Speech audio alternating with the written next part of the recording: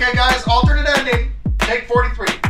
With so many movies on the net and TV, it's kinda hard being up and film savvy. Do you catch a show while you're on the go? And how do you know what to keep or what to throw? How do you know what to keep or what to throw? Tune in, tune in, tune in to alternate ending. Tune in, tune in, tune in to alternate ending. Now! Please give a warm welcome to the hosts of Alternate Ending.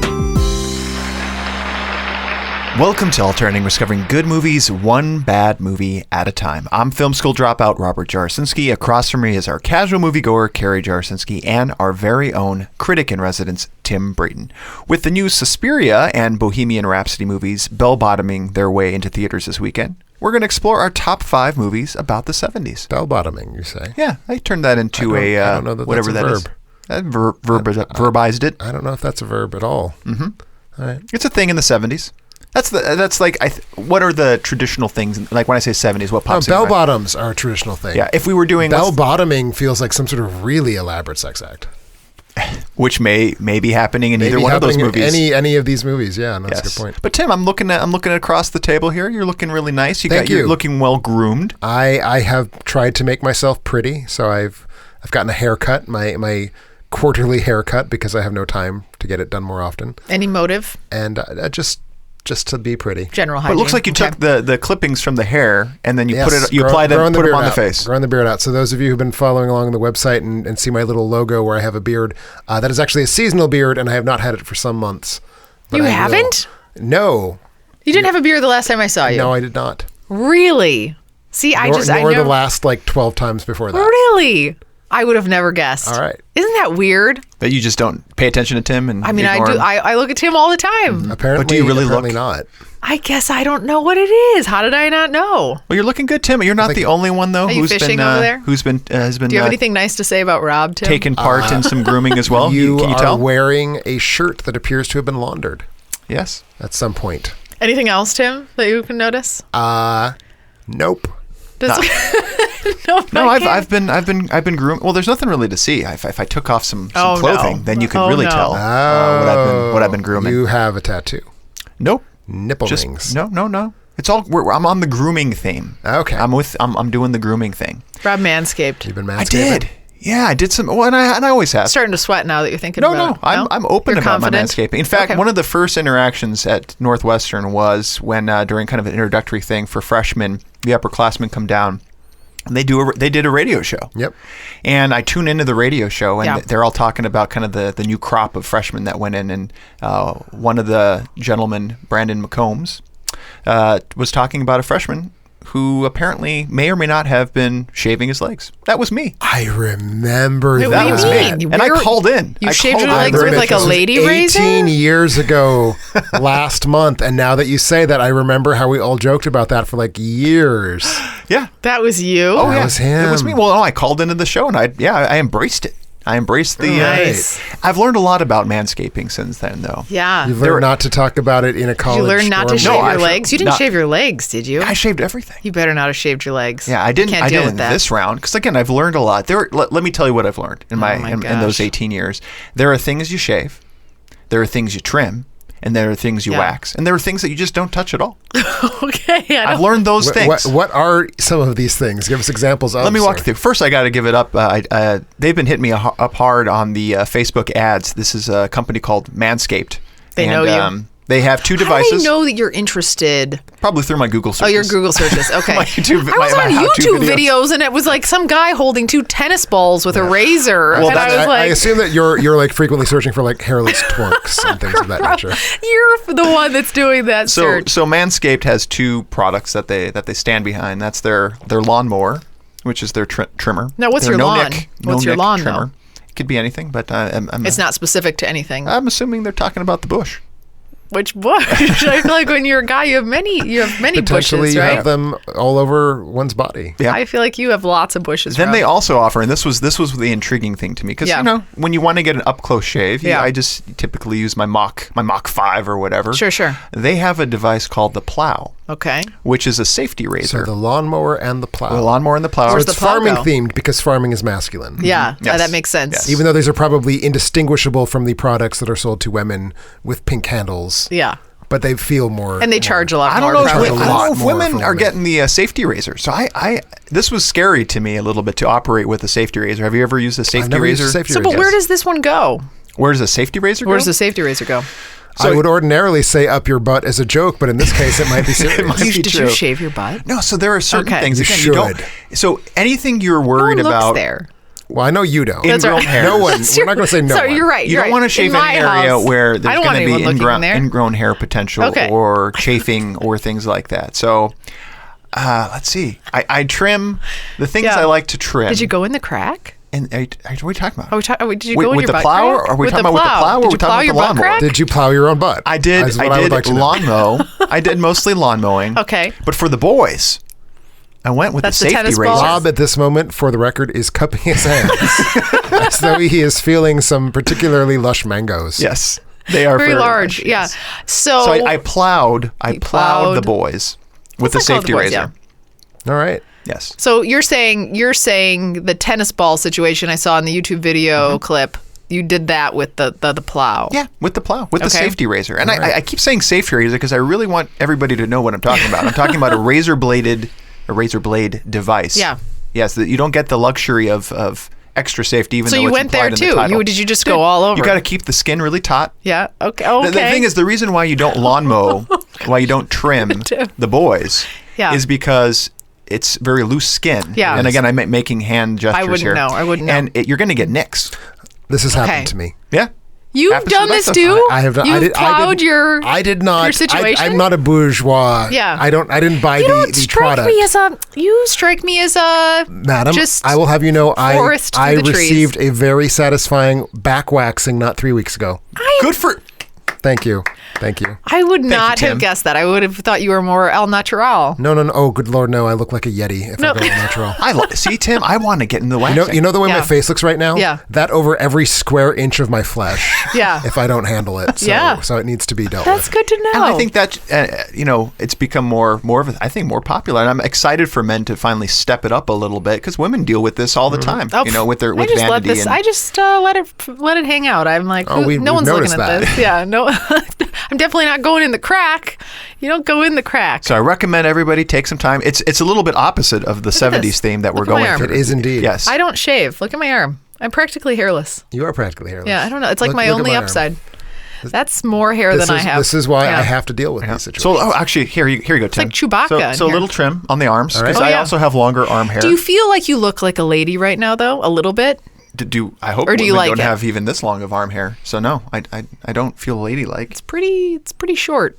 It is short. This is too short. Yeah, I'm and really- learning into it. Here's my little tip. So It's if been a while. anybody's taking this feedback or advice, Speaking of little tip, that's where you don't want to use a trimmer. Because trust me, Oh. once you get a little cut there, it don't stop bleeding for a while. Gosh, that sounds really painful. Now I've lost my train of thought because I'm having mental images. What was I going to ask about shaving men? Oh, is that...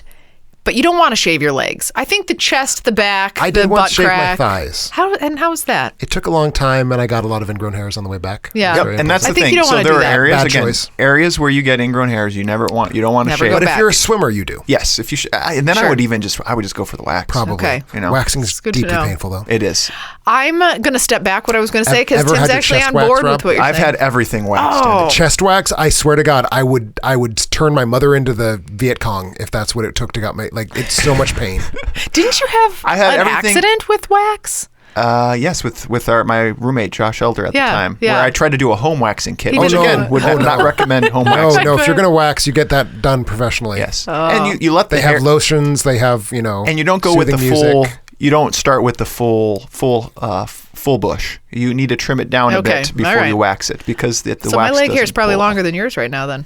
Yes, we'll I'm compare assuming it later. is. We'll compare But later. yes, That'll be the Patreon bonus content. hair on the body was very popular in the 70s, so I'm assuming when we get to our top 5 movies about the 70s, we will be seeing a lot of dick sideburns and all sorts of things. Dick sideburns, you say. I hope so. I created a hope nice so. little landing strip for myself. right. Okay, Too all much right. Throughout information? too much information. Well, let's talk about some of the movies we've been watching since it's been 2 weeks since our last episode. Our last one we ended up putting in a fan favorite, which was our top 5 witch movies, which folks seem to really enjoy doing a little bit of throwback episode. But what movies have you seen, Care? How many have you seen since the last 2 weeks? Robert was in Vegas for like 9 to 12 days. I can't really remember. And so I caught... So you had to deal with your children. Deal with the children. Rearing them to adulthood in the absence of a stable That's father right. figure. You saw their behavior on the way here, so you can see how good of a job I'm doing. So I caught Bad Times at the El Royale per Rob's requirement for his most anticipated of the fall. And then... is that all I saw? Is it? Have you guys been keeping up on my Letterboxd? I think it's all you saw. I think that's all I saw. Okay. But it was a bold one. So Okay. I'll talk about that today. Tim, what about you, sir? I have seen 33 films since our last episode. Oh my goodness. 33. 3 and 3. Well, you just got off a Halloween marathon. And then I also saw 9 shorts on top of that. What's a Schwartz? A short is a film that is not as long as Oh, I thought you said a Schwartz. I thought it was like a Schwartz. Spaceballs joke. Okay. So Very shorts. good. All right. I am closer to Carrie, I guess, than to 33, plus 9 shorts. I saw 7 movies while I was away. Bold for you. Yeah, I'm not going to go through all of them. One of them was, in fact, Bad Times at El Royale, but a lot of That stuff. was one of my 33. Okay. A lot of stuff on flights, some in theaters, so looking forward to. I think, Kara, I'll just jump on with you when we talk Bad Times, which is right now. Want to talk about Bad Times? Let's do it. So A movie that misses being about the 60s, being about the 70s, really by only about a year. I was going to say that a lot of my movies did take place in the 70s. Yeah, but so why do we pick this one?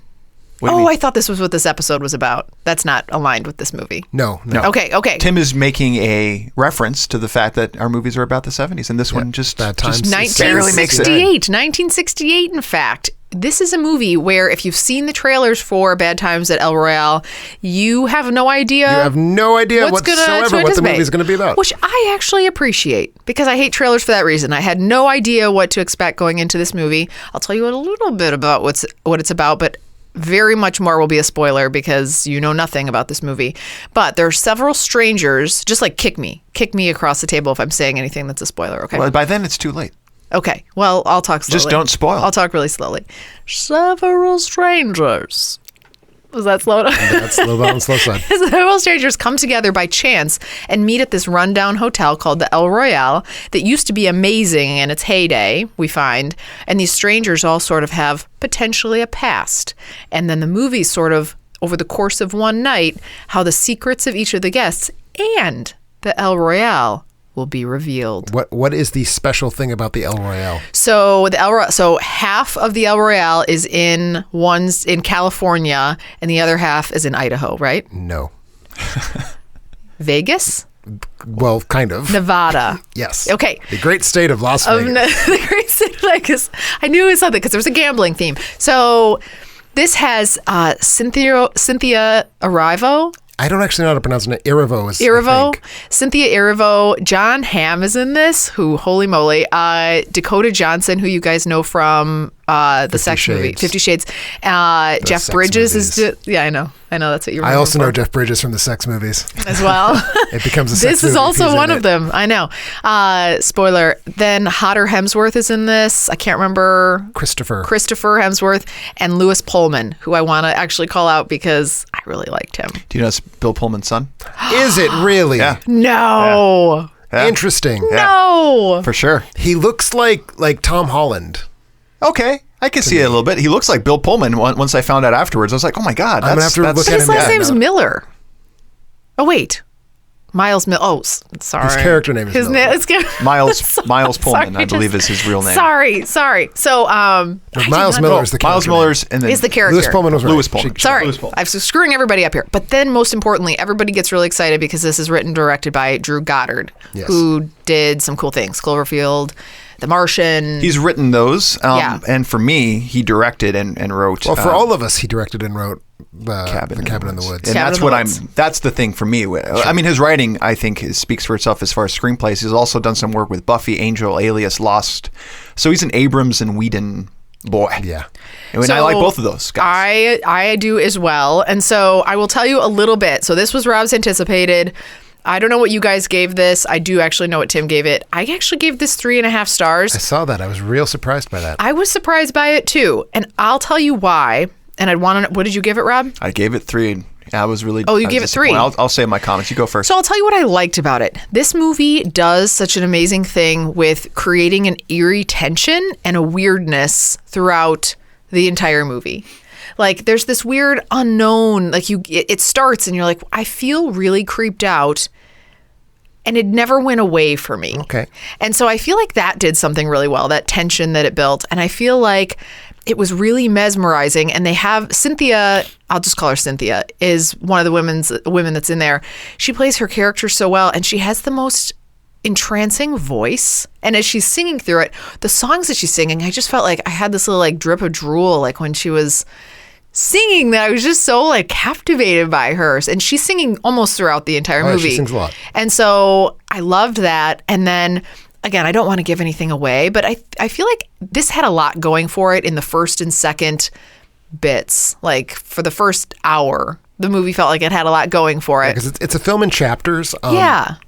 So there are 4 people who check into the El Royale at the start of the film, and then the film like follows each of them to their room one at a time and sort of sees what their backstory is, sees how they got to where they are, follows them a bit through the night, and then sort of rewinds. Yeah. So it's kind of an overlapping cool, chapter-based though. structure. I liked that.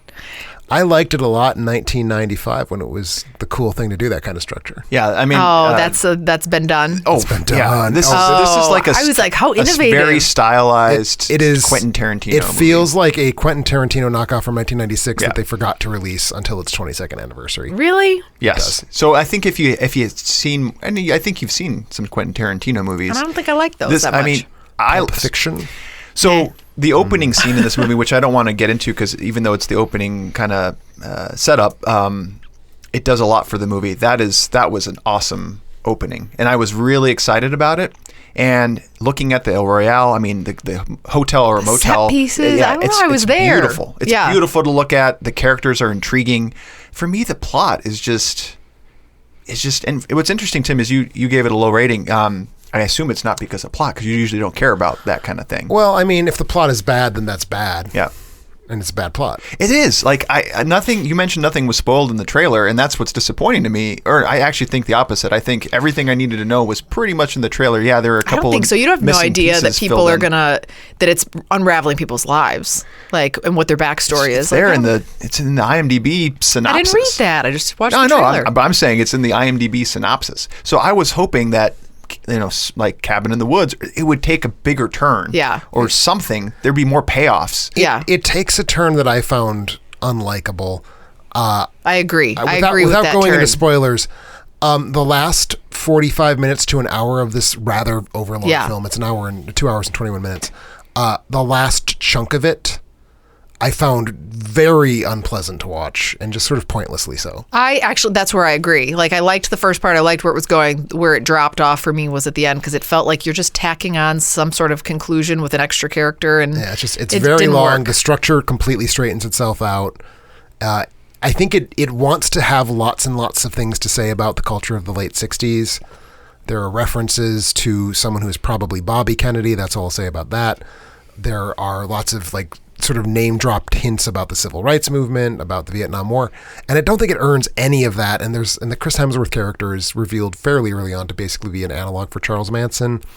They make a is lot that out of who that is? And like that to me was just pointless and in a sort of very like dull, draggy way. Like all of that just made the film too serious for its own good, because it really should just be like pulpy trash, and it's not. It's not fun. Yeah, was my problem. I wanted this to be a fun movie. Yeah, it wasn't. But I was having fun in the very beginning. In so the beginning, I'll leave that. the first third, I was having some fun. I had fun until a person that I wanted to see more of. Yep. It became clear that person was not going to be in the film as much as I wanted them to be. Oh yeah. I'm with you. That I person, think we're talking about the same wink, person. wink, was good. Yes, they were.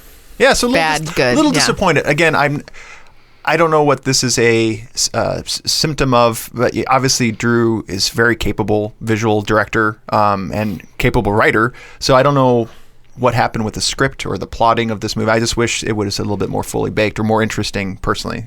So I'm interested to see what he's working on next, which I believe is some X-Force stuff he's got going on. So maybe with him, with Ryan Reynolds, and yeah, we'll see what do you generally think, Tim, about Drew?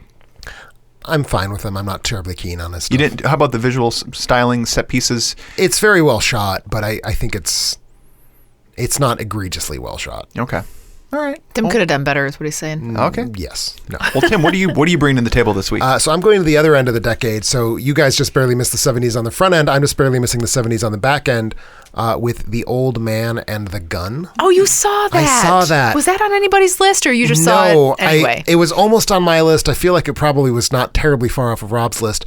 Not the best film I saw by any means out of those 33. In fact, it's kind of just pleasant in there, but I want to bring it up mostly because I want to push both of you to see it, because I think you'd both really get a kick. Is it Robert Redford? Yeah, it is Robert Redford.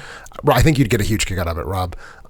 So this is a movie based on a true story about a man named Forrest Tucker, who's played by Robert Redford, who has spent his entire life basically robbing banks, getting caught, breaking out of prison, and then going to rob banks. And that's all he's done for his entire life. So he's in his 70s now.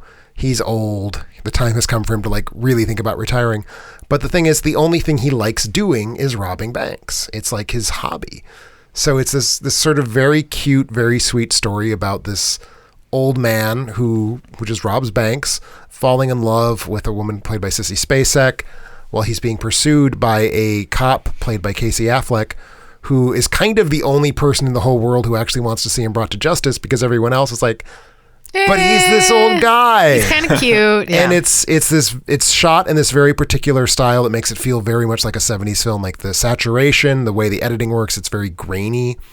Some really great musical choices that sort of ground it like in an older period. So it's set in 83. It's of course released in 2018, but it really is like about our cultural love letter with like 70s pop culture, and like that's why Redford is there. We're clearly meant to associate this with some of his big roles, especially Butch Cassidy and the Sundance Kid, which is referenced more or less explicitly. So it's just this really nice way to spend time with super amazing movie stars, Robert Redford and Sissy Spacek, just having a good time in front of the camera. Again, pretty simple, pretty basic film. Would my mom and dad like it? Is it a good mom and dad good movie? Mom and Yeah. dad movie. Maybe this is a movie This we is a take mom with and it, dad 'cause movie. it sounds like I'm Yeah. going to enjoy it too. I think you'll both enjoy it. It's really nice. It's not like demanding, and it's not emotionally like rigorous in any way. And it's only 93 minutes, which is to me perfect. Yeah. a huge plus in this day and age. Just a really charming, lovely sit, written and directed by David Lowery, who has made some interesting sort of artsy films about like people in the countryside. This is, I'd say, almost certainly his most accessible film, even more than the Disney film he made a couple years ago. Wait, this is the Ghost guy. This is the Ghost Story guy. Ghost Story. Totally different movie. with Casey Affleck. Also did Pete's Dragon. With the Ghost sheet. Story with the sheet. That's not Casey Affleck. That's Yes, Casey Affleck. Casey Affleck. No, is no. it. You mean Ghost- the one that dies? No, that's it's not. It's the guy from Love and Other Drugs. Is Casey Affleck in Love and Other Drugs? Love and Other Drugs. The guy that's in that. No, I'm saying the director of this movie directed Yeah. Ghost Story with Casey Affleck Yeah. in it, which is the guy with the who wears the sheet, ghost sheet. You're Am Am I confusing it? With something. I don't Okay. know with what. I thought I it don't was know the Love and guy Other from Drugs. Love and Other Drugs. Who's the guy from Love and Other Drugs? Wait, you're supposed to know that. I've never seen Love and Jake Other Drugs. Gyllenhaal? Yes. What yes. about Jake Gyllenhaal? And he wears that sheet after he dies and follows his wife around the That's house. Casey Affleck. Casey Affleck. I don't and think Ghost it Story. is. I don't think it is. We'll take it off. We'll take it Anyway, offline. Old Man and the Gun, really charming, really easy. May or may movie to not watch. be Robert Redford's last role. I think he's gone He's on walked set. back on that. He's walked that. He's walked back. back. How old is Okay. he? Not young. No. But don't know young how old enough he is. to continue on. I Yes. mean, Clint Eastwood is still directing movies into his 80s. Have I ever told you that he's my old man crush? Clint Eastwood? No. He's mine too. No, I would never get with Clint Eastwood. I would let Clint Eastwood do the foulest things to me. Oh, I think he's terrible. Robert Redford, I can just tell I would have like. Robert He's Redford my- is yeah. 82. Yep. 82. I That would- is a I would- well-preserved 82. He's Holy with that shit. jawline though. Like he still has it going on. I still need to see Maybe all he his, does need to all his. retire. Oh, and you know what? Now that I think about it, David Lowery and Robert Redford were in Pete's Dragon. That's right. So there's the That's connection. right. Casey and Redford. All right, no, I'm excited to see Old And Jake Man and a Gyllenhaal. Gun. No Okay, Jake carry Gyllenhaal. on. Well, you just threw me off Sorry. completely. Remember, you can Sorry, find more Rob. details. Said Are you going to be carry. writing out? Are you going to be writing all 33? You're going to write all these up? All No. these reviews? Well, all of them are on Letterboxd. They're on Letterboxd, so you can find some of Tim's stuff on Letterboxd. The ones he will be writing reviews for, you can find more details about those and all the movies we've watched at our website, alternateending.com. That's alternateending.com. Before we hit our break, you might be wondering about ways to support the show. Get early access to exclusive content, make us watch a movie, pick your own episode topic, and more from our Patreon site. We just published. We haven't done anything on Patreon for a while. We gotta throw something up there. Write us some things that you want to see on Patreon. You guys have just described the current manscaping Carrie situation. planned, I'll take a and photo. Tim hasn't seen this yet, but Carrie planned to post some stuff on Patreon of how we've been upgrading that video studio of ours. Is that going to be coming Back up to there? your crack. Back to your crack. Are you going to put some photos up on the Patreon? I will. Put you on the spot. I will. It's looking good. We basically have these phones. We're talking about the studio, not your crack, Rob. No. It's good. But also needs It's pretty smooth in some there. audio All right. insulation If you know as what well. I'm saying. Gotten all the wrinkles taken care of. Well, I'll pause here. Turn over to Care for the. What is it called? The A. Oh, yeah, so What is this last called? week- No. so- What's the segment called? It's still up Tim in Sack. the air. It's Tim Tim Sack. Sack. It's Tim Sack. So last week, if you missed last week's episode, we introduced. 2 weeks ago's episode. Sorry. Yep. Always there to be on correcting Oh, yeah. me. Appreciate that. So 2 weeks ago, we introduced a new segment for testing. We wanted to see if it was something that people were interested in, and that was unknown name. Originally, it was Tim's Giant Sack, potentially. We were taking votes on other names, other potential names, as well as other people that had other questions that they'd like to submit to Tim's Sack. So this week, we do have another question. Actually, 2 questions, in fact. But this one comes to us from Not Fenimore. And his suggestion for the name is Tim's Pulsing Throbbing Sacco Mail. It's an option. Maybe a bit seems long. like that's a mouthful. It does. It seems like it would take Carrie a while to get my throbbing, pulsing sack out of her tongue. Like that. I feel like I was like, what could you do with this? And you always come up with That with wasn't even something. hard. No, That was easy. That was easy for you. I'm glad. So I will ask you the question. One was for off air, but I'm actually going to do it here because I think it's a good one. Non-air question directed at Tim. I know he already does teaching people movies for a living, but I would also, for one, be very interested in having Tim do some sort of open university thing where he talks about some very basic film 101 type stuff, assuming he isn't already sick of the teaching part. But it would also be a cool video channel for him to go to, in addition to the more conversational one that Rob and I have out there today for movie reviews. Any thoughts on that? I mean, it sounds like a really passive-aggressive way of saying that your guys' movie reviews are shitty and he wants good movie reviews. Yeah. Which I would be happy to provide, obviously. Yeah. No, I do want to do video essays. Like, that's an ongoing goal of mine. Video essays are something that is not going to happen while I'm in coursework, which I will be for at least another several months. But hopefully, I'd love Soon. to do it. I think it would be a lot of fun to do it. It's on the docket. It's on the dock. It's on my radar, and it's something that I would consider to be a goal. Yeah. So I would say keep an eye out, but not prior to like May. Right.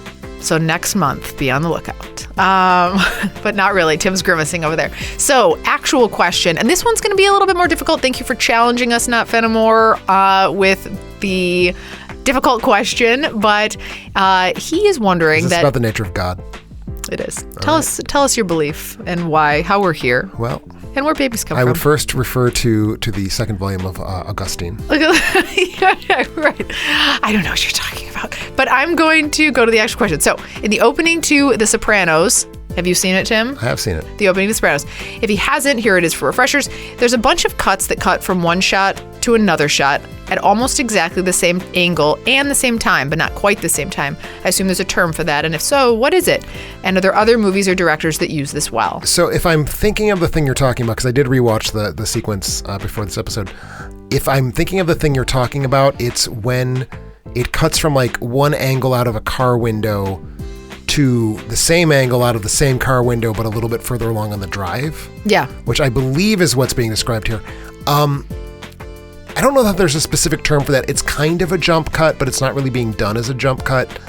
But I think jump cut would sort of get you in the wheelhouse of where you need to be. It's a specific form of editing that's very common in montage structures like that, which, most opening credit sequences that have like that kind of hopping around space are montages. So it's actually really quite common, I'd say, especially in like a driving situation, which is what happens in the opening of The Sopranos.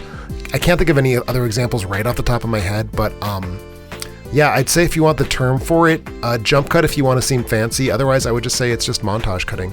Really, it's. Thank you, Tim. I don't know that there's a specific word for it. Thank you, Tim.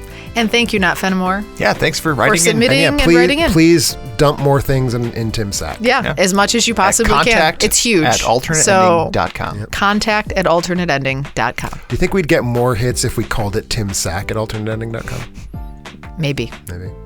We also want to thank all of our listeners who support the show and make their Amazon purchases through our site. Doing it is easy. Just go to our website, alternateending.com, click on our Amazon banner, and seamlessly go about your purchases. All proceeds go to making our show better. Since our last 2 episodes, here were the things that were purchased. It's a beauty supplies, no manscaping, but some milk and honey goat lotion.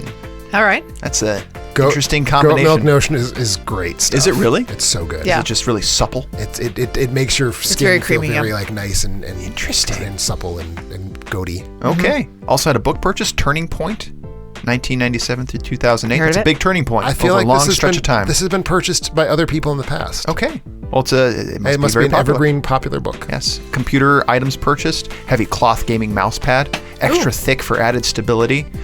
Size extra. I didn't know that. Why it's Why do just you like need- someone with big hands? Yeah, probably. Or with a big mouse? It's probably Or like no. someone who needs to like have a lot of precision over where they move their mouse. Oh, Yeah. like a lot of room. Room. Okay. You gotta You're get not, around. you're not yeah. a gamer. We were just talking about Oculus. I want to get into game. I want to get into Oculus Rift gaming is what I want to be getting into. We're not buying That doesn't surprise me. We're not buying Some that. digital music about today. Not sure which album that is. Tim's our music connoisseur. Oh, good Lord, I hope I'm not. That's where You we're have at. children. You're the ones who should know what's going on. We're in music listening to right now. Raffi over here. Speaking of children, had some Kid Nation Boys half placket long sleeve pullover sweater. I don't think placket is a word. That's what it is. Plaquet's a good word. Is That's it? what it says. This is the button, like the thing you put the buttons into is a placket. The hole? Well, like the strip of cloth that the holes are cut into. Okay. Information that you definitely need to retain over there. I could have used this next purchase on my travel trip. Emergency. Those little, Oh, yeah, I little could've used some of that. fizzy things. Oh, okay, yeah. I'm coming off of a cold right now. I don't Even know if it's obvious. placebo, I think it work. That'll work for me. Also had some kitchen houseware, some Pampered Chef large bar pans, maybe baking some large baking bars. goods. Large bars, yeah. We have some bars we need to get through. Music Wasteland.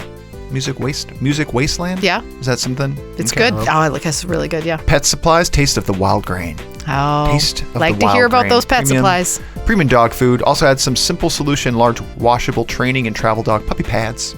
Okay. for when the puppy pees. Yeah. So somebody you got don't a need to throw them out. dog. You don't need to throw them out. You just you rewash, reuse. Well, no, when of you're course you traveling. don't throw you- them out. You train them. Jesus Christ, what sort of monster are you? That's true.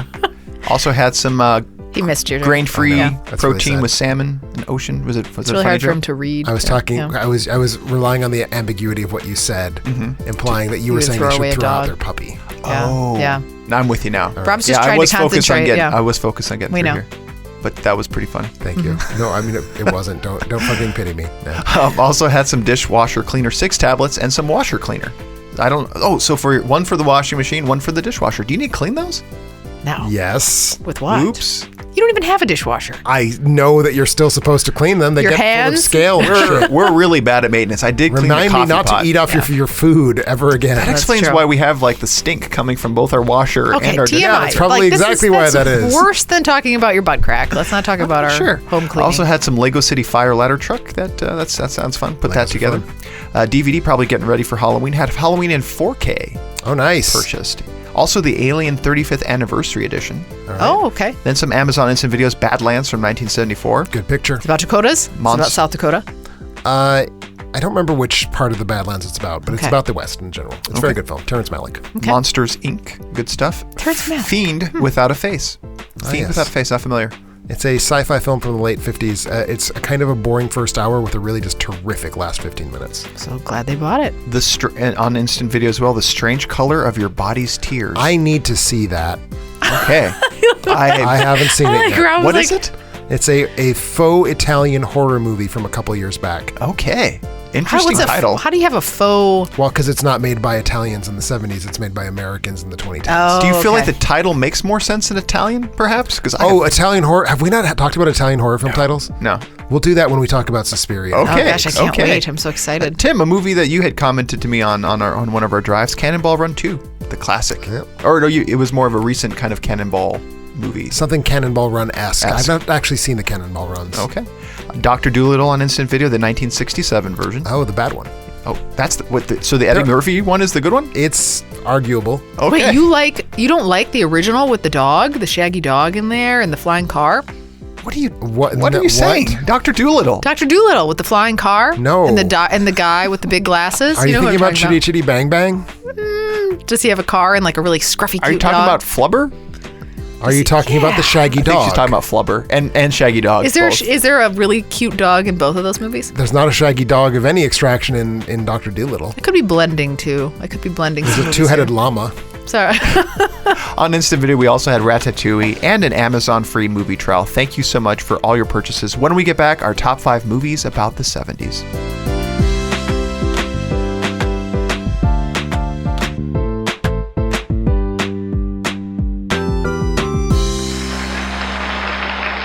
And welcome back to Alternating. We're talking about our top 5 movies about the 70s. Care, what makes a movie about the 70s? Makes a movie about the 70s. So I think we're all going to be on the same page here. Has to be a look back, right?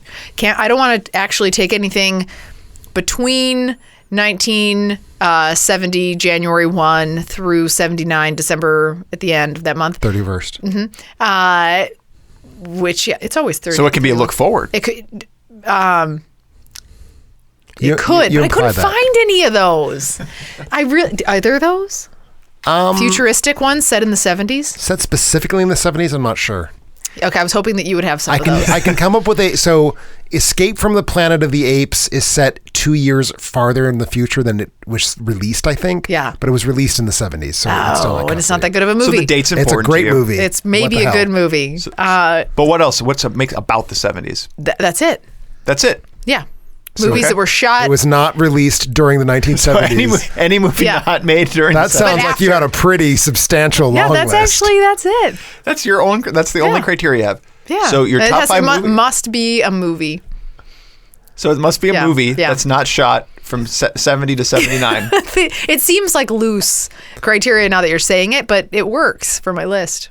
Does it have to be set during the 1970s? Oh yeah. Okay, Okay. well that's an important Sorry. piece of criteria. Of course. Yes. Of Okay. course. Okay. Has to take place in the 70s. Oh, and then one other thing is, it's okay if it's not the whole movie. It could be we're looking back to the 70s in the movie. We might even be in the 90s hanging out, but we're looking back to the 70s and but there has to be a big chunk of time that the movie lapses where they're spending it in the 70s. Okay.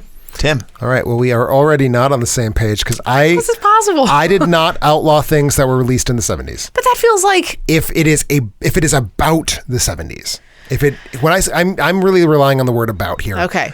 Like it needs to be in some way dealing with greater things about the culture, about the sort of society, about the art being consumed and made. It has to be about more than just like this film takes place in the 70s. It has to say something to me about what life was like in the 70s. And I think some movies released in the 70s can do that. I think many films released in the 70s don't. They're just about like, here's what life was like in this one quadrant of New York for this 5 minutes. Sure. So just being released in the 70s doesn't make it about the 70s. Just being released. Are you picking on a Just being particular set movie in when you the say that? 70s. When you say this something about New York there? Oh, we'll find out.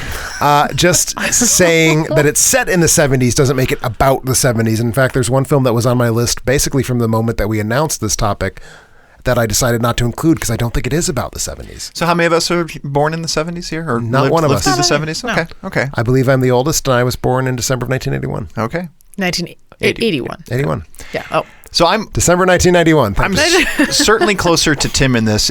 I also felt when I was starting this list, it's got to be about the 70s, almost the So 70s. you have ones that were filmed in the 70s too? Well, Tim said, I'm with Tim in that I started wanting to exclude movies that were filmed in the 70s. I feel like you need to take a beat. You know, you can't self-actualize what your decade's about while you're living in the decade. It can't be like that sniper movie. Yeah, I agree. Except for one movie. And I felt that movie does a really good job. It's filmed later in the 70s. We'll get to it. And I feel like it does a really good job making me feel like this movie was about the 70s, like 70s culture. I want the culture of the 70s to be present in these movies. And that I picked. Well, it's easier when you pick ones that are in there. It's much harder if you wait till 1993. I think I can name dozens and dozens of movies that were filmed in the 70s about the 1970s, which are not.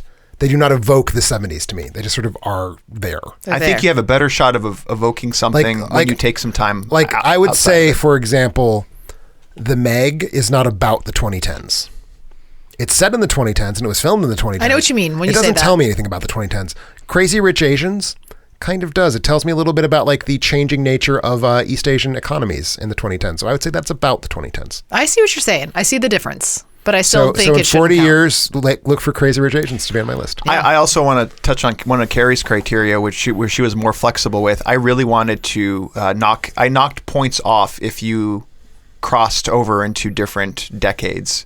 I really wanted it to be. So what gets you But some higher of the up on best my movies list do is that. a movie that's more, to me, quote unquote, about the 70s, Yeah. quality of movie, as well as you got points taken off if you cross over, because there's a particular movie that I wanted to include. I only did that once because I So really wanted to include I also wanted something. to include one, and it All right. kind of dips into the Maybe the they'll 80s match, a little Rob. bit. So what's your number 5, Carrie? Number 5, and I'm going to be zippy about it because I guarantee there is zero overlap that we're going to have today. And number 5 for me is a movie that Tim has talked about hating before, and I don't remember why, but it's really good, and it's set in the 70s. It's Milk.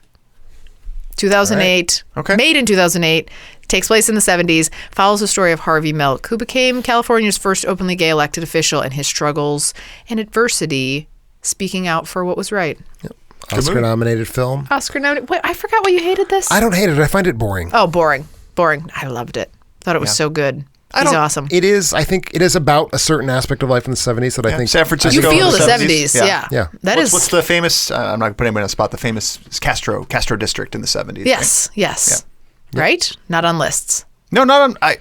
No. Heavy 70s, though. I didn't in even this. think about it because when I think 70s like that one doesn't pop into my mind. Oh, it totally does. Sean Penn, Josh Brolin's in that. Plays the not great guy. he does play the not great guy. Yeah. Twinkie Defense Man. I think that's when the Twinkie Defense was coming to us for that. I think that so. Case. I think so. So yeah, that's my number 5. No, I think that's a legitimate. It's It not is a make a movie case for that it. takes and that's set in good. the 70s. And good. People it's a love good this movie. Yeah. Lots of people do. There's the hair, the 70s hair. You got that going on. Yeah, Again, there's a Castro stash. District. I mean, this was a the more stashes, the better. that yes. you There can were a get lot in of these. there were some sideburns. If Yeah. you know what I'm talking about. Well- happening in this movie. You've Do you made it see clear any? that sideburns is a euphemism for Are there newness. dick sideburns in this? I don't know Oh. if there are, but I can't perhaps. remember any. I'm sure there are some. I don't remember seeing any specifically, but if Yeah, there I were, will say, for a film about a man famous for being the first elected homosexual official in the United States, directed by a gay director, it is a non-gay film. I think Oh, there are no yeah. dicks. I don't. It's well, a yeah. dick-averse film. I don't recall them, but sometimes I block it out. Fair So, enough. Yeah. Fair enough. It would have so been 2 on the dick. What? It would have been 2 on the dick. Two. It said 2 on the nose. That's what I was we going were for. just like waiting for that. I thought Tim would have got that right away, and I would have had a chuckle. He's not used to it coming Yeah. from you. Yeah. Sorry, too much. I'll cut that part out. No, don't you dare. Number 5 to Tim. Carrie's going to really be pissed off at me. You're taking one of mine? No. My number 5 is a 1971 film. I don't know. So it really had its time to take in. It had its time to take digest in all of the 70s. So here's the thing. it's filmed in 1971. It was filmed in 1971. Okay. Filmed actually might have been filmed in 1970 and cut in 1971. I forget exactly. I think what's interesting about it, so this film is Out One, the very, very wonderful 14-hour Jacques Rivette film that I saw for the first time earlier this year and talked about how it was a great 14-hour film and suggested you both see it. Yeah, we're it's on our backlog. And the thing about it that I love is that it's trying to predict what the 70s are going to be. And I think that's what's interesting. Say the title again. Out One. Out One. O-U-T space the number Okay. one. Out One. Okay. And so what it is, it's this film about sort of how the 60s puked themselves to death and everyone had all of these wonderful optimistic plans to change things and none of those things came to anything. And so now this new decade is beginning, and it's a decade beginning in compromise and fatigue and failure, and people who used to be revolutionaries just sort of trying to like scrabble by to survive however they can. So it's really this very pessimistic diagnosis of what the 70s are going to look like. And I think a fairly good diagnosis, and I think it's interesting for me at least, to think about a movie about the 70s sort of in a predictive fashion rather than in a retrospective fashion. Interesting. And is it thinking about the 70s at the worldview or in France? In France. It's pretty much limited in its scope to France. I just realized something as you said this title is I'm very close-minded in that I was only thinking about the U.S. only had like a 70s movement, and I'm sure there are other films that take place outside of the 70s US. existed in other cultures. They did? Oh, that's Were so they crazy. similar? Most though? countries had a 1970s. were there similar sort of social landscapes though that were happening? Actually, France and the U.S. are a pretty good pair for each other because they both had that sort of like hugely optimistic liberal push in the late 60s that basically amounted to nothing. And so the 70s were kind of about like all of these ex-hippies, ex-revolutionaries kind of regrouping to become middle-class bourgeois. Sober people with kids. Exactly. Yeah. Very Terrible good. people. Terrible people. Terrible, dreadful people that people. we like to avoid. Yes. Well, I'm nervous about my number 5 too, All because right. you've both brought some heft to your first To our picks. list, yeah. I'm going a little bit more lighthearted with a director who's doing anything but these days. With recently directed The Big Short, has Vice coming out later this year. It's on my list. You're kidding. No. Anchorman, The Legend No. of Ron Burgundy. No. I have It's another one. It's a 70s movie. It's It about, is. Yeah, it's about the 70s. It pokes fun Christina at the Applegate. 70s. Yeah, Christina Applegate. We have Ron Burgundy as San Diego's top-rated newsman in a male-dominated. We know what this movie's about. You don't have to tell. He's got some cronies. And This then is the 70s, in though. comes Christina Applegate. Yeah. Turns his world upside down. Yeah. And it's hilarious. Set pieces, It is the hair. funny. It is very amusing movie. Yeah. Very amusing movie. Any favorite scenes? I came to it too late. I didn't find it funny. Is there a time you can? I guess if you've seen the jokes since then, You done need to again. not have everybody on the internet telling you what a funny movie it is. Yeah, I really It's, enjoyed this it's movie. the same problem I had with Zoolander. Okay. It's the gorilla scene The gorilla scene? I where don't even remember somebody the gorilla falls scene. into the gorilla pit. No, for me, it's the Jack Black with the dog. Jack Black with the dog. What Yeah. happens there? Ron. Is it a peanut butter Burgundy, situation? No. No. Sorry. Ron Burgundy messes up Jack Black's motorcycle. She's suggesting that there's a scene where Jack Black is fellated by a dog. Does that happen in that movie? No. No. That does Because not. now I'm not interested in revisiting it. I know. Yeah. Is there a movie where that does happen, Carrie? 'Cause Maybe. I want to see it. And then I'll send it to you. So I like the dog punt, and I also like the showdown, the anchor You know showdown. who likes a dog punt? Apparently Black. Jack Black. So, no, it's lighthearted fun. All takes place Everybody, in the 70s. You know, is it? It's talking a little bit about something going on in the culture there as well. With again, women being more empowered by allowing Christina Applegate to take the news anchor seat Specifically away. by allowing Christina Applegate to do that. Yeah, well, not allowing. She No, deserves it. that's like all women That's- were empowered by Christina Applegate. Yes, that everybody took charge after that. So yes, that's my number 5. Care number 4 to you. Number 4 to me, bringing it down, keeping it a little bit more serious as I do around here. You're a serious one, all right. I know. I bring you a movie from the 70s. Not exactly sure which of the years within there. Maybe you guys will know. But this is a movie from 2015 about priests that do bad things called Spotlight. Spotlight. Takes place in the 70s. Yeah. I mean, I know it has there's stuff that happened. No, in the 70s. the crackdown happens in the 70s. Spotlight- The Spotlight gang was Quit fact checking me over 80s there. I and can see you. 90s, right? I am No. 100% sure this movie took place in the early 2000s. No, it's definitely 2000s Nope. even, yeah. Nope. 70s. Don't fact check me In over there. 2001, the Boston Globe hires a new editor, Marty Barron. Barron meets Walter Robbie Robinson, the editor of the paper's Spotlight team. This is a different Spotlight. This is the one with Michael Keaton. Yes. No. The one that I saw. So actually, the crimes that crimes happened. took The crimes place in took the place 70s. in the 70s that you see. So it's about recovering from the fallout of the 70s. Really. It's about saying the 70s It's a are retrospective still on- with us, Exactly. still poisoning our modern life. But for you, when you Exactly. watch that movie, you're like, "Oh, I'm in the 70s." That's how. Yeah. That's what you felt like. Yep. Mm-hmm. And You were back well, there with mentally, you're being mentally. cast back into the 70s Yes, along I with felt these like characters I was there. Yeah. in 2003 who are themselves casting Yes. themselves back Yes. into the 70s. And that's why I chose it. It felt like it felt like it belonged here. Good pick. Good Thank pick. you. Thank Yeah. you. Tim, let's go on to your number Let's 4. sub in all the President's Men for her list. Much better. Yes. Okay. Yes. Good call. All right. And your number 4? My number 4. My number 4 is not a film set in the 70s, so it comes closer to Carrie's qualification. My number 4 is a 2005 film directed by a certain Robert Zombie.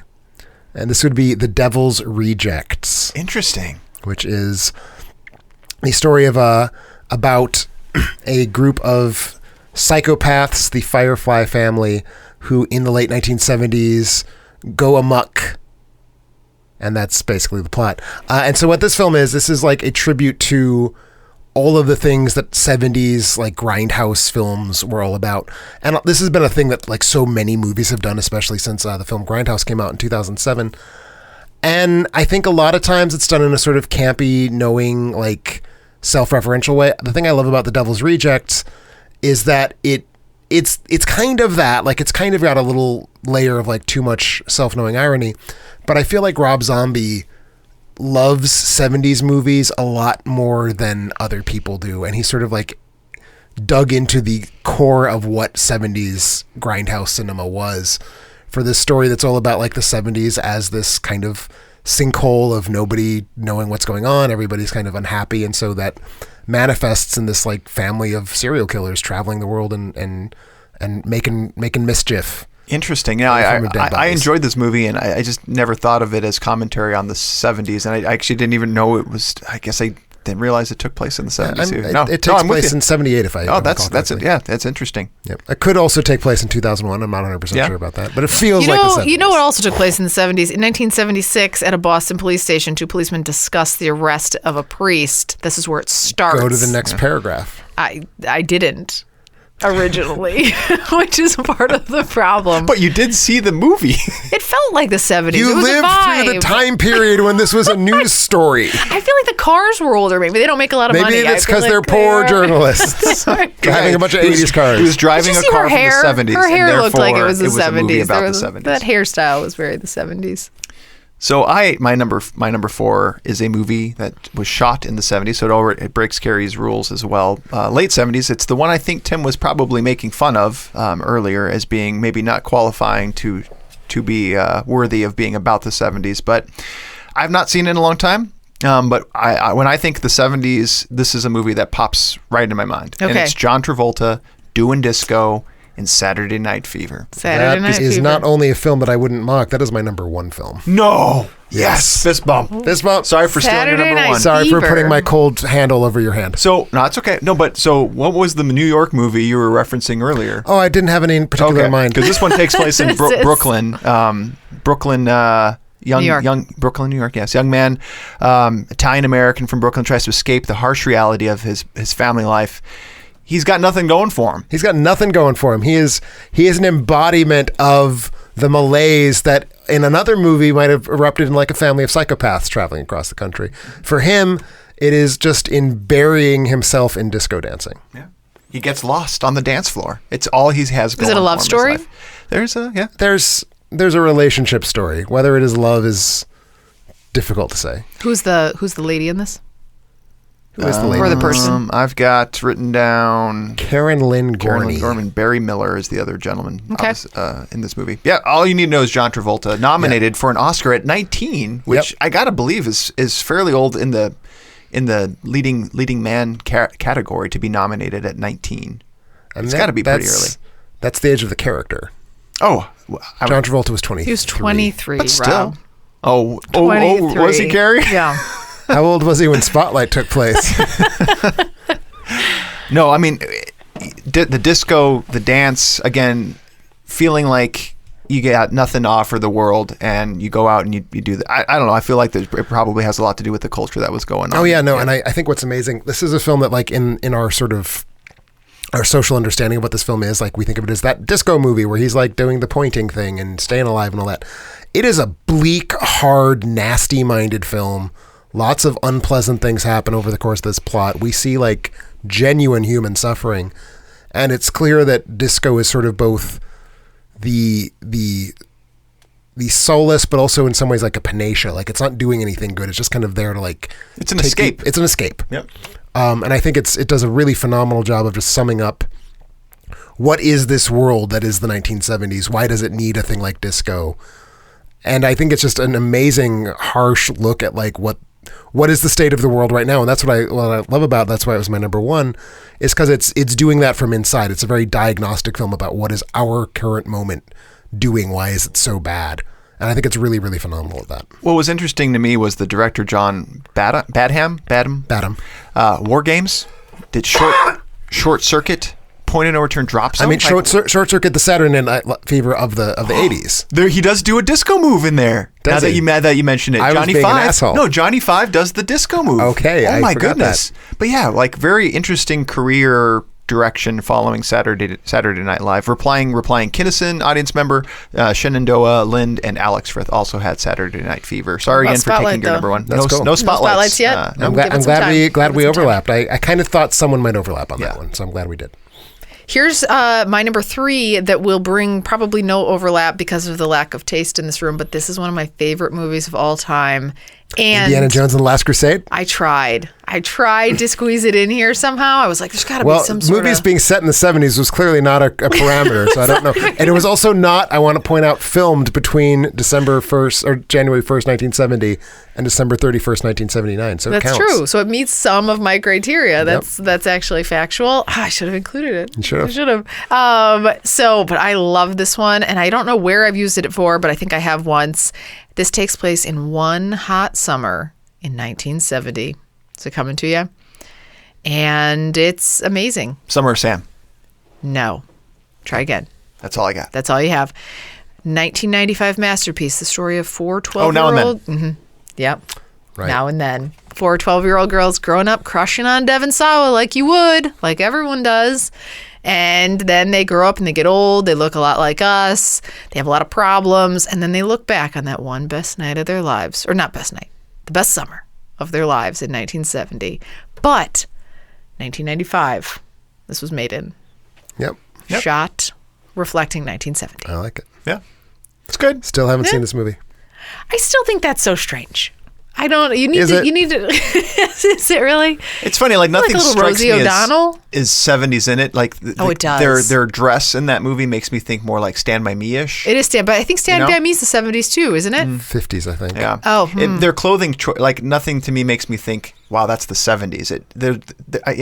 Even if I'm thinking There's no back. iPhones out there. No, they're not watching TV. They're just out playing with the lightning bugs, jumping in the water. it's a fine People movie. don't play with lightning bugs, man. They haven't done that since the 70s. Yeah, I do that all the time.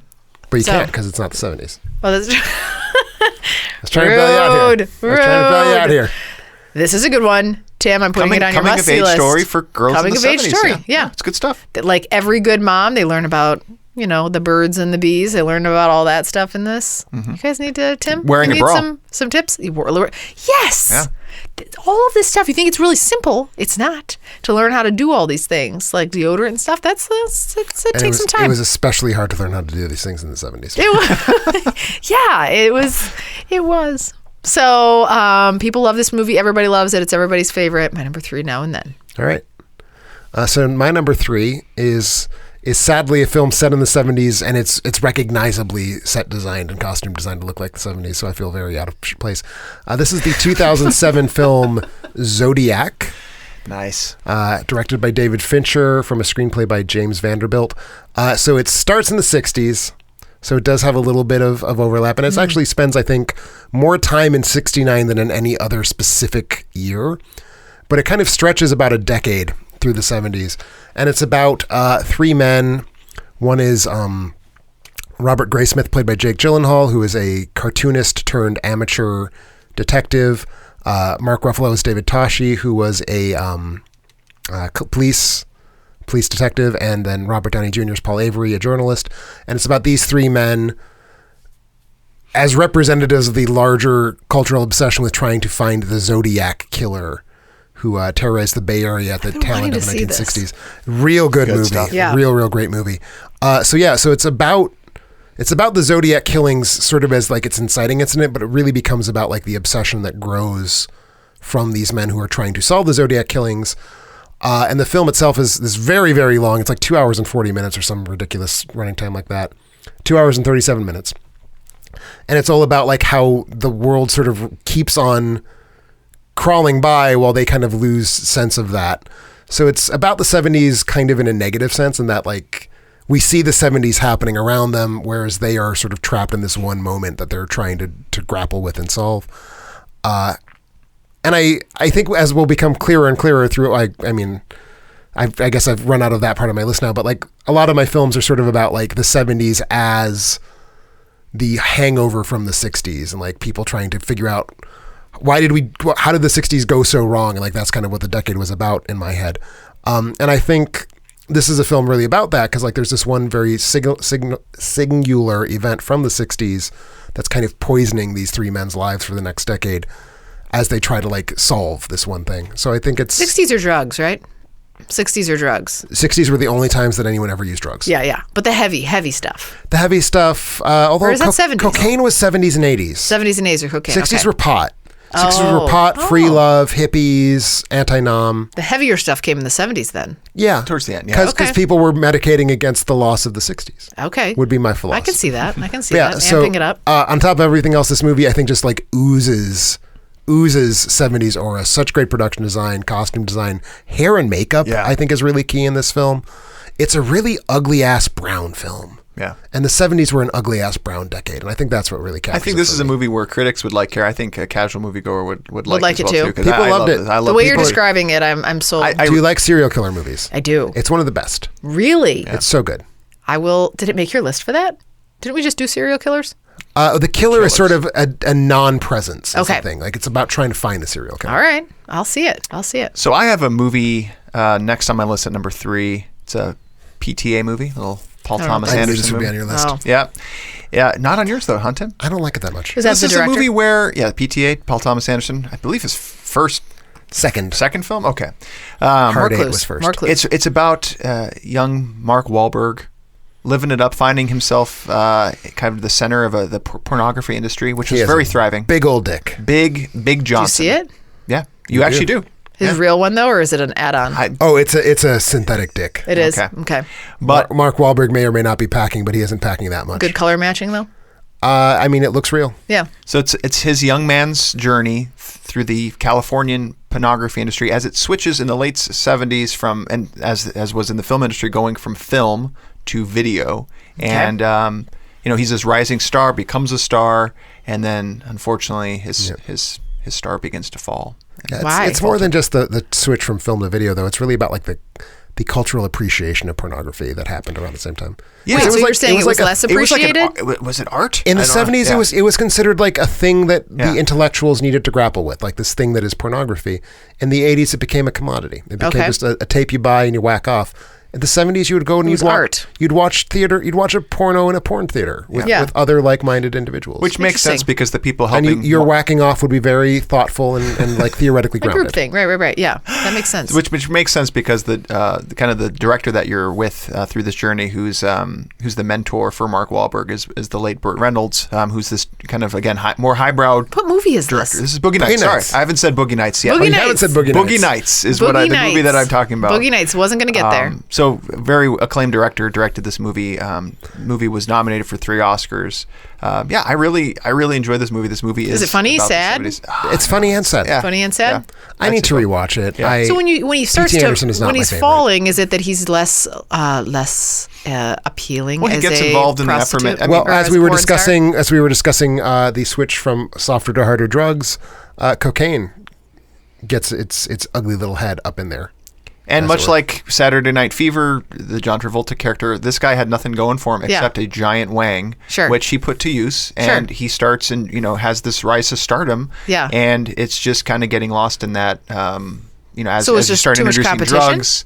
No, as you start introducing drugs, you can't get it up anymore. Oh, like he So there's literally was issues with losing that, his. but then you're also having his, you're having his trouble. situation. Oh, I see. Well, so we'll just quit the drugs. It sounds easy. Okay. Sounds very easy. I think you would actually enjoy this film. I think I will too. I think you should see Boogie Nights. Yeah. and Julianne Moore. I'm is a in little it, surprised Karen. you haven't seen Oh, Boogie Nights. Is she a excellent.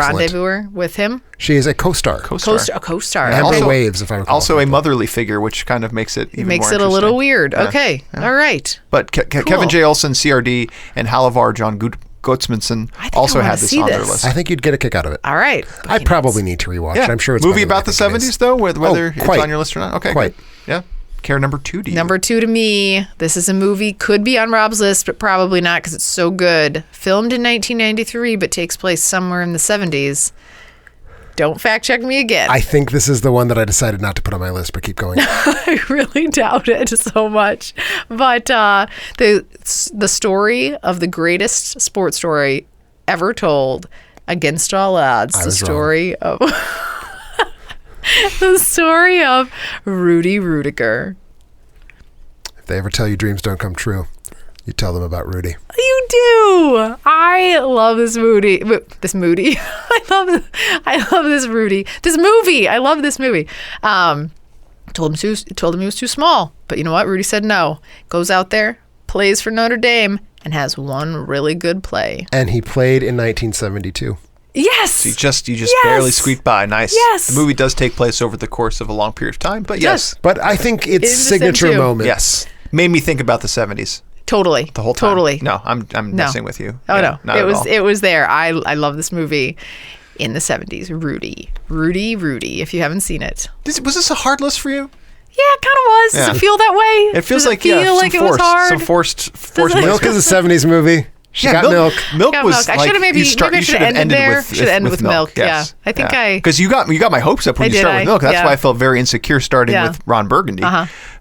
Interesting. Yeah, it's interesting what's Okay, happening Rudy. here. But my last one is I'm really pretty good. sure you've seen most of the movies on my list, which yeah. I haven't guess seen we'll any get of the there. movies you've talked Okay. about, except Anchorman.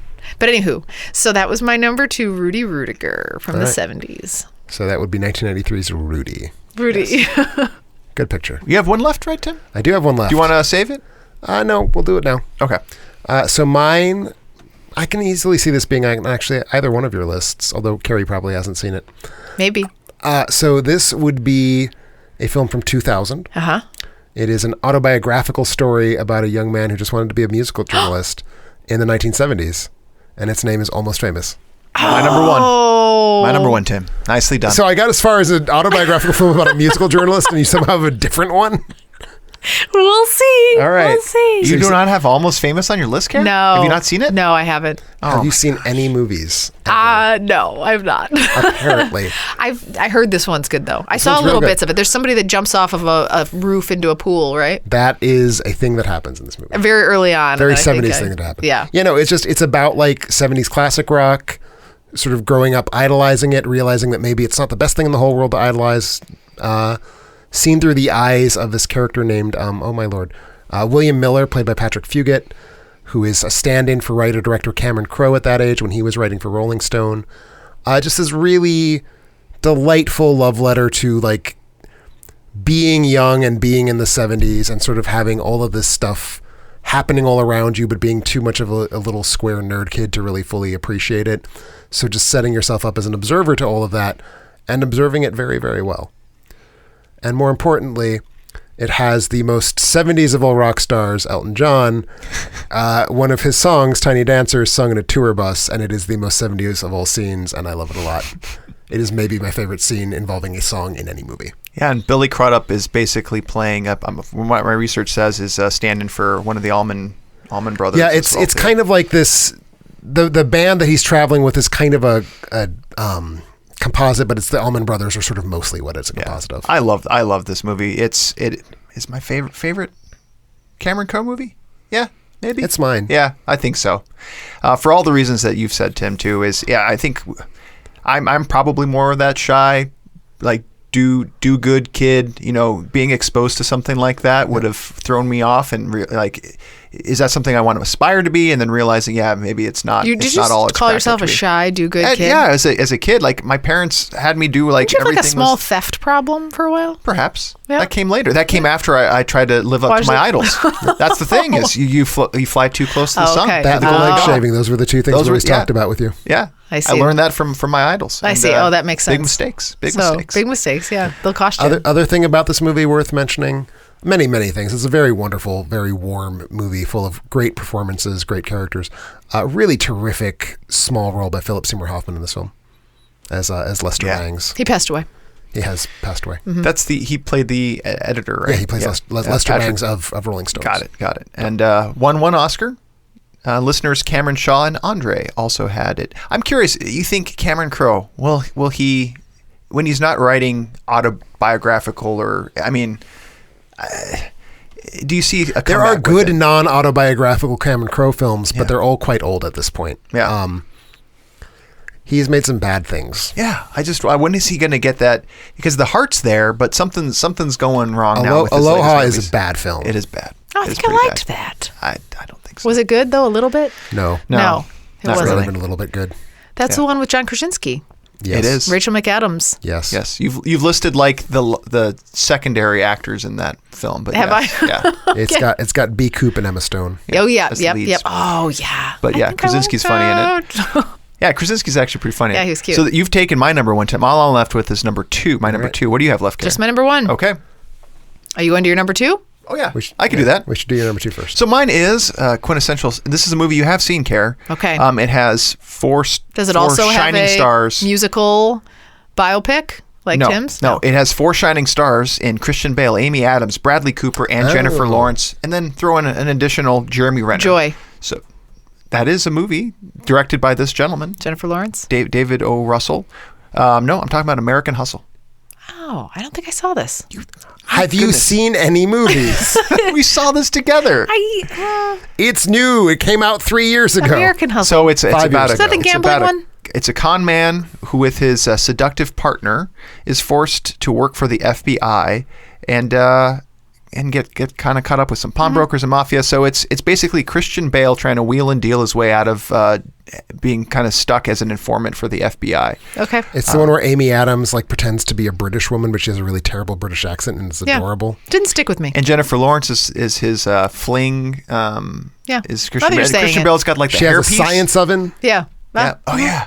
He's got the hairpiece Didn't with stick the, with with me, the no. comb over. Sure. It's amazing. He Not gained some memorable. weight. Had the This the is your gold number chains. two? It makes me think of the 70s. Bradley Cooper with his tight weave or Oh, it's whatever totally his 70s. tight curls that he has. Jerry curls. Yeah, Jerry curls. Oh my goodness, this movie just screams. The set design in this and just everything was all 70s. And I really just I don't enjoyed remember this it. movie. Did you like this one? Great I like cast. this movie. I think I it's a don't fun remember time. So that's my number two.